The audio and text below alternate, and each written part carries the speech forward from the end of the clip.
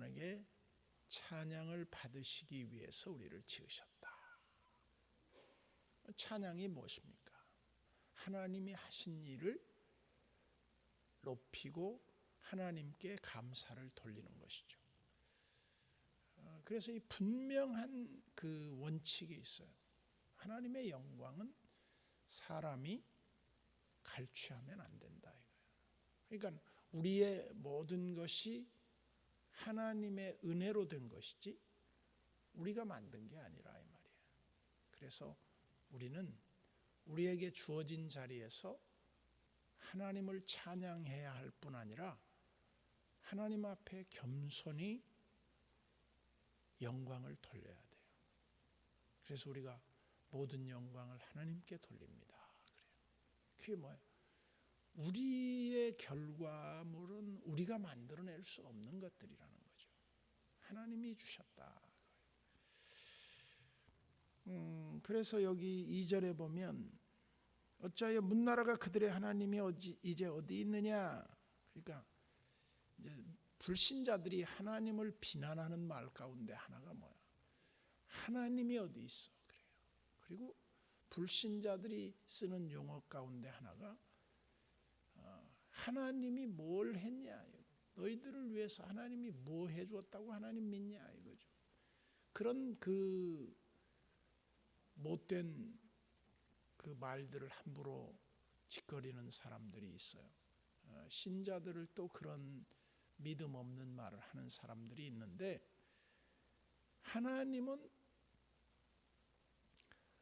어디 있는 분이 아니에요. 늘 살아계시고 우리의 모든 삶을 다 살펴보시고 아시는 분이다 이 말이에요. 하나님이 모르시는 게 어디 있어요? 하나님이 못 보시는 게 어디 있어요? 하나님께서 우리를 지으시고 이 온 우주 만물을 통치하시는데, 하나님이 내가 힘든다, 내가 잘 기억이 안 난다, 그러시는 분이 아니잖아요.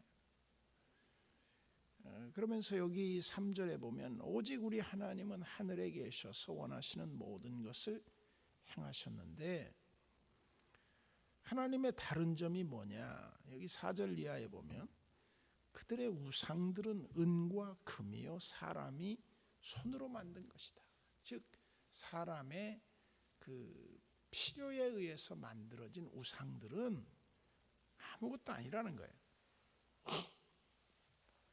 참 놀라워요. 하나님이 왜 이 우상주의자들은 보면 자기네들이 막 나무 어디 가서 부에다가 그거 깎고 만들고 금칠하고 막 분칠하고 해서 만들어 놓고 그것이 자기에게 복을 준다 그래요. 얼마나 우스꽝스러운 거예요. 우리가 볼 때는 그거 그냥 나무 토막에 불과해요. 아무것도 안 해요. 또 흙으로 만들고 뭐 돌로 만들고 뭐 별짓을 다 해요. 그게 신이다. 어떻게 그게 신이 될 수 있어요? 그건 신일 수 없죠. 그래서 그 우상을 여기 아무것도 아닌 것이라는 것을 이렇게 말해요. 5절부터 보면 입이 있어도 말도 못해. 눈이 있어도 볼 수도 없어. 인지적 능력이 없는 거죠. 귀가 있어도 듣지 못하고, 코가 있어도 냄새 맡지 못해. 손이 있어도 그거 만지지도 못해. 발이 있어도 걷지 못하고, 목구멍이 있어도 작은 소리조차 낼 수 없고, 이런 그 우상의 헛됨을 말하는 거예요. 우리가 그 사무엘 선지자 때 엘리 사무엘서에 보면 엘리 제사장이 블레셋과 전쟁하다가 보면 자기네들이 전세가 불리하니까 여호와의 궤를 앞세우고 전쟁하면 그 자기네들이 아는 여호와의 궤는 하나님의 임재의 상징이었고, 그것을 함부로 관리하다가는 다 죽는다는 걸 알았거든요. 그래서 그 이스라엘 백성들이 여행 중에도 항상 그 여호와의 궤를 덮고, 그 매는 사람 외에는 가까이 갈 수도 없고, 2000규빗을 떨어져서 따라갔단 말이에요. 여행 중에도 그 광야 요단강을 건널 때도 보면 2000규빗이면 약 한 900m 정도 되나요? 그렇게 떨어져서 갔는데 한 900m 떨어지면 사람이 뭐 물건을 식별하지 못할 거예요. 잘 안 보여요. 뭐 형태야 어스름하게 보이겠지만 그게 구체적으로 무엇인지 이렇게 사람이 900m 떨어진 걸 잘 못 봐요. 보통 한 1km 떨어지면 형체 외에는 잘 몰라요. 그런데 그 블레셋과의 전투에서 그들이 분리할 때 그렇게 여호와의 궤를 가지고 가면 블레셋 사람들이 다 죽어나갈 줄 알았죠. 근데 아무 일도 일어나지 않는 거예요. 오히려 블레셋 사람들이 여호와의 궤를 전리품이라고 해서 그걸 갖다가 자기네들의 그 다곤 신이 이겼다고 생각을 해서 여호와의 궤를 다곤 신전에다가 임시 이렇게 보관을 하게 된단 말이죠. 자기네들에 의해서. 근데 그 다음 날 아침에 가보니까 다곤의 우상이 다 부서졌어. 목은 부러져 가지고 문턱에 걸려 있지. 하나님이 어디 계시냐 이거죠. 뭐 사람들이 생각할 때 하나님에 대한 그 능력을 무시했겠죠. 하나님 뭐 별거 아니다 이거죠. 전쟁에 뭐 신이라고 하더니 뭐 다 죽는다고 하더니 아무 일도 일어나지 않네. 뭐 이제 기고만장했을지도 모르죠. 근데 그 다음날 아침에 가보니까 완전히 자기네들이 믿는 우상이 박살이 나 있는 거예요. 그러나 하나님은 어떤 형체를 가지고 계시지 않지만 하나님은 인간에게 모든 것을 다 계시하시고 다스리시고 미래에 될 일을 알려주셔요. 그래서 8절에 보면 우상들을 만드는 자들과 그것을 의지하는 자들이 다 그와 같이 무능하고 보잘것없고 망할 것들이다 이 말이에요. 그러면서 9절에 보면 이스라엘아 여호와를 의지하라. 그는 너희의 도움이시요 너희의 방패시로다. 그래서 하나님은 우리의 도움이시고 우리의 방패이신 하나님이다. 그래요. 왜 도움이시고 방패라 그럽니까? 하나님은 손이 없고 발이 없고 눈이 없고 귀가 없는 것 같지만 하나님은 우리의 모든 것을 다 보고 아시고 듣고 우리 인격적으로 만나주시고 우리의 모든 필요를 아시고 도와주시는 분이라는 거예요. 그럴 능력이 충분하시고 한이 없으신 분이다.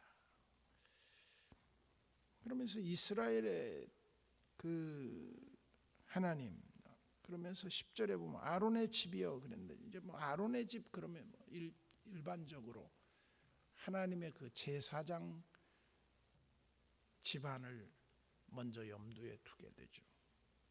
그래서 아론의 집이여 여호와를 의지하라. 그는 너희의 도움이시요 너희의 방패시로다. 아론의 집만 하나님이 도움이고 방패가 아니에요. 여호와를 경외하는 자들에게 하나님은 우리의 도움이시고 방패시다 하는 거죠. 그러면 11절에 보면 여호와를 경외하는 자들아 너희는 여호와를 의지하여라. 그는 너희의 도움이시요 너희의 방패시로다. 그랬어요. 도움과 방패라는 말을 계속 반복해요. 그 말은 하나님은 우리를 도와주실 뿐만 아니라 우리의 모든 위험에서 우리를 보호하시는 분이라는 거죠. 그러면서 12절에 보면 여호와께서 우리를 생각하사 복을 주시되 이스라엘 집에도 복을 주시고 아론의 집에도 복을 주시며 하나님은 우리에게 은혜와 평강과 복을 주시기를 기뻐하셔. 그리고 13절에 보면 높은 사람이나 낮은 사람을 막론하고 여호와를 경외하는 자들에게 복을 주신다. 그래서 하나님을 찾는 자들에게는 모든 좋은 것을 하나님이 예비하셨다가 다 나누어 주신단 말이죠. 그래서 14절에 보면 여호와께서 너희를 곧 너희와 너희의 자손을 더욱 번창하게 하시기를 원하노라. 성경은 의인의 강성함을 많이 말해요. 의인의 강성함이 뭐냐? 하나님을 경외하는 자들에 대한 하나님의 그 붙드심으로 하나님을 경외하는 자들이 강하게 돼요. 복을 받게 돼요. 하나님의 은혜를 입게 돼요. 그래서 그 집이 하나님의 보호와 은총 속에서 장구하게 된다. 그래서 믿는 사람들과 믿지 않는 사람들은 분명히 차이가 나요. 언제 차이가 나느냐? 일상 속에서도 차이가 나지만 특히 위험 속에서 위험한 때 하나님이 하나님의 경외하는 자기 백성들을 보호하신다. 특별 보호예요. 그리고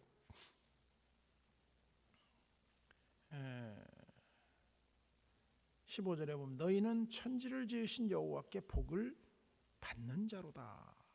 복을 받는 자들. 그리고 16절에 보면 하늘은 여호와의 하늘이라도 땅은 사람에게 주셨도다. 17절 죽은 자들은 여호와를 찬양하지 못한다. 그러니까 호흡이 있는 자들은 하나님을 찬양해야 되고 찬양하는 것이 마땅한데 죽으면 찬양을 할 수 없지 않느냐 이거죠. 우리 인간적인 생각으로 보면 죽으면 그것이 다 끝나는 거로 생각을 했죠.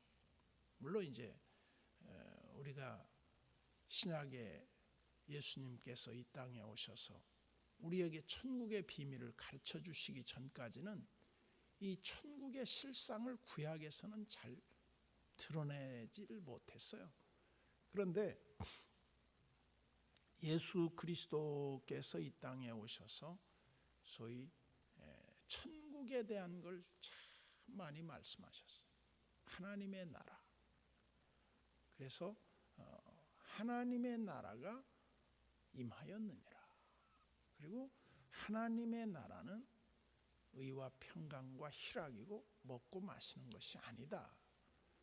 그리고 하나님의 나라는 거기는 영원한 생명이 있고 거기에는 사망이나 슬픔이나 눈물이 없는 곳이다.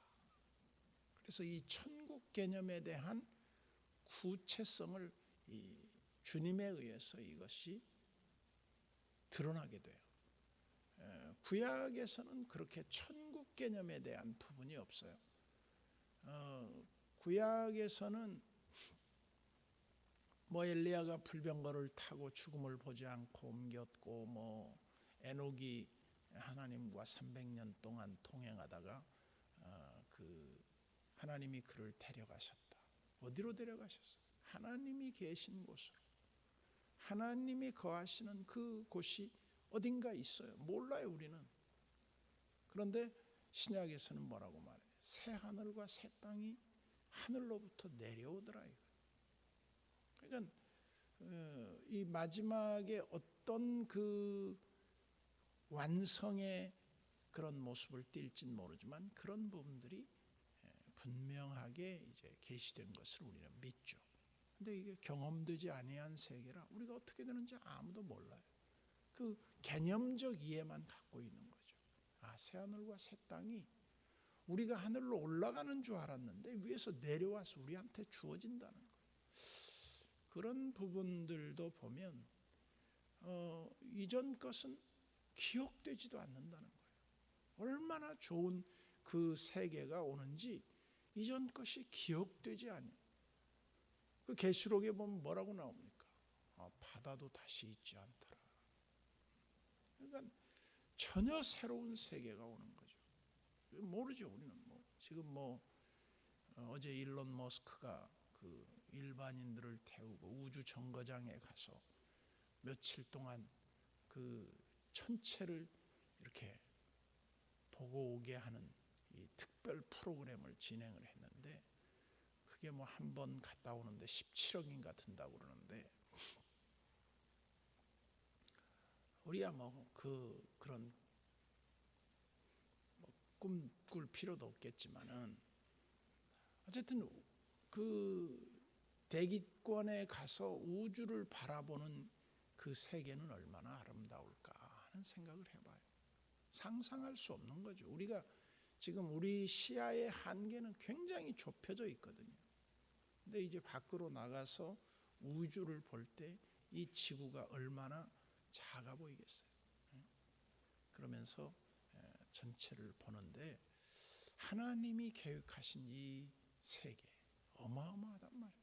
상상할 수 없는 거죠.